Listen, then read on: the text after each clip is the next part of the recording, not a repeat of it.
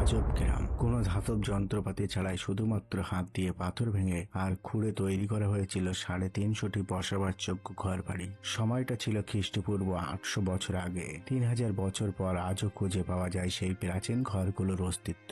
ইরানের উত্তর দিকের সীমান্তবর্তী একটি ছোট্ট গ্রাম মেয়মাদ, যেখানে আজ থেকে প্রায় 3000 বছর আগে প্রাণের দায়ে পালিয়ে আসা কিছু মানুষ নিজেদের বসবাসের জন্য বানিয়েছিল কিছু ঘর। পাহাড়ের গায়ে ধাতব যন্ত্রপাতি ছাড়া শুধুমাত্র হাত দিয়ে পাথর ভেঙে তারা তৈরি করেছিল বেশ কিছু ঘর বাড়ি। এবং এই গ্রাম, তাদের কাছে পাথর ভেঙে ঘর বানানোর কোনো সরঞ্জাম ছিল না, তারা কেউ স্থপতি ছিল না, তারা প্রত্যেকেই ছিল শাসকের তাড়া খাওয়া সাধারণ মানুষ। তবু কেন আশ্চর্য শক্তির বলে তারা এই কাজ করে দেখিয়েছিলেন। বোধহয় সেই শক্তির অপর নাম প্রাণ শক্তি। 2012 সালে এই অঞ্চলে নতুন করে খুঁজে পাওয়া যায় এই গ্রামের অস্তিত্ব। খনন কার্য থেকে প্রাপ্ত তথ্য প্রমাণের ভিত্তিতে এবং বিভিন্ন পরীক্ষা থেকে প্রত্নতত্ত্ববিদদের বিশ্বাস হয় এই গ্রামে প্রথমবার মানুষ পদচিহ্ন পড়িয়েছিল প্রায় 12,000 বছর আগে। তারপর কোনো অজ্ঞাত কারণে তাদের বসতি অন্যত্র স্থানান্তর হয়। আস্তে আস্তে তাদের বসতি কালের গর্ভে নিশ্চিহ্ন হয়ে যায়। তবে 3000 বছর আগে মানুষ নতুন করে এখানে বসবাস শুরু করে। তারই অস্তিত্ব আজও গ্রামটির বুকে বর্তমান রয়েছে। তবে কালেরই কোনো অজ্ঞাত ক্লার কারণে সেই বসতি এই গ্রামে স্থায়ী হয়নি। কিন্তু কেন, তাও এই রহস্য আজও লুকিয়ে রয়েছে প্রকৃতির বুকে। প্রাচীন পারস্যের মরুভূমির নিচে 20 মাইল লম্বা একটি পানির স্রোতের পথ, যা আজও 2700 বছর পরে বয়ে চলেছে। গোনাবাদের কারণ খ্রিস্টপূর্ব 700 থেকে 500 সালের মধ্যে নির্মিত মানব ইতিহাসের সবচেয়ে বিস্ময়কর ও কার্যকর জল ব্যবস্থাপনা ব্যবস্থা। পারস্যের প্রকৌশলীরা যেভাবে মরুভূমিকে বাসযোগ্য করে তুলেছিল তা নিছক জলের প্রশ্নে এক অসাধারণ বিপ্লব। তাদের কৌশল ছিল সহজ অথচ চমৎকার। পাহাড়ি ভূগর্ভস্থ জলধারে সংযুক্ত হয়ে ঢালু একটি সুড়ঙ্গ তৈরি খনন করেছিল, যেখান দিয়ে মধ্যাকর্ষণের সাহায্যে পানি দূর দূরান্তের গ্রামে পৌঁছাতো। প্রতি 20 থেকে 30 মিটার পর পর খনন করা হতো উলম্ব কূপ, যার অনেকগুলোর গভীরতা 300 মিটারের বেশি।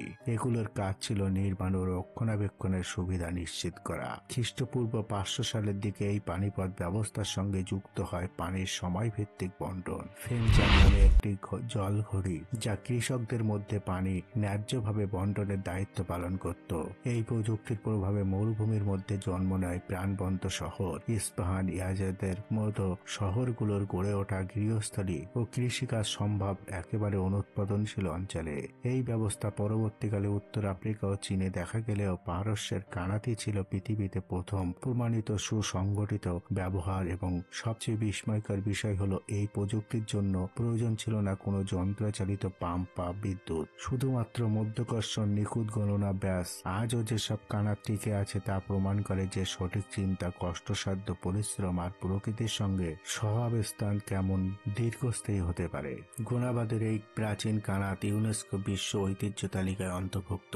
2016 সালে ইউনেস্কো দ্য পার্সিয়ান কানাত শিরোনামে ইরানের বিভিন্ন অঞ্চলের 11টি ঐতিহাসিক কানাতকে বিশ্ব ঐতিহ্য হিসেবে স্বীকৃতি দেয়। এর মধ্যে গোনাবাদের কানাত সবচেয়ে প্রাচীন এবং প্রকৌশলীভাবে গুরুত্বপূর্ণ বলে বিবেচিত।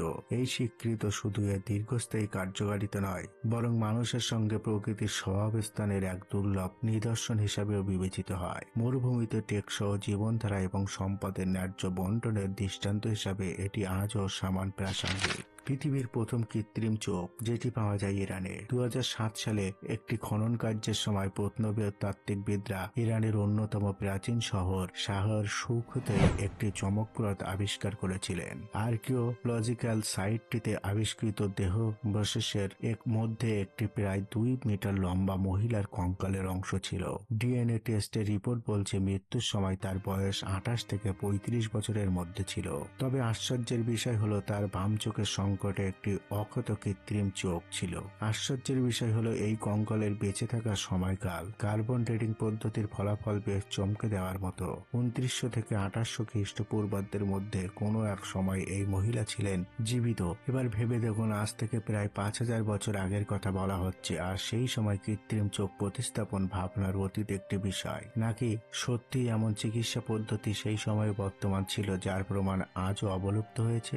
সে যাই হোক, এই অসাধারণ আবিষ্কারটি বিশ্বের প্রাচীনতম কৃত্রিম চোখ হিসেবে স্বীকৃত পেয়েছে। বিজ্ঞানীরা জানিয়েছে মহিলার বাম চোখের সংকটে পাওয়া কৃত্রিম চোখটি একটি হালকা উপাদান দিয়ে তৈরি। সম্ভবত তা হলো বিটুমিন পেস্ট। চোখের উভয় পাশে সূক্ষ্ম ছিদ্র ছিল। এর থেকে অনুমান করা যায় যে এটি একটি থ্রেড দিয়ে সঠিক জায়গায় বসানো হয়েছিল যাতে সেটি চোখের সংকটের মধ্যে নিরাপদে থাকতে পারে। এই অনন্য নিদর্শনটি কয়েক হাজার বছর আগে প্রাথমিক চিকিৎসা পদ্ধতি। এই কারুশিল্পের পাশাপাশি প্রাচীন সময়ের সামাজিক ও সাংস্কৃতিক প্রেক্ষাপটে আকর্ষণীয় নানান তথ্য প্রদান করে। এই চোখটি যে পরিমাণ যত্ন সহকারে তৈরি ও সুরক্ষিত করা হয়েছে তা বোঝায় সেই সময়ে চিকিৎসা বিজ্ঞানের একটি নির্দিষ্ট স্তর ছিল যা আজও মানুষকে ভাবায় এবং এর মধ্যে অনেক রহস্য লুকিয়ে আছে।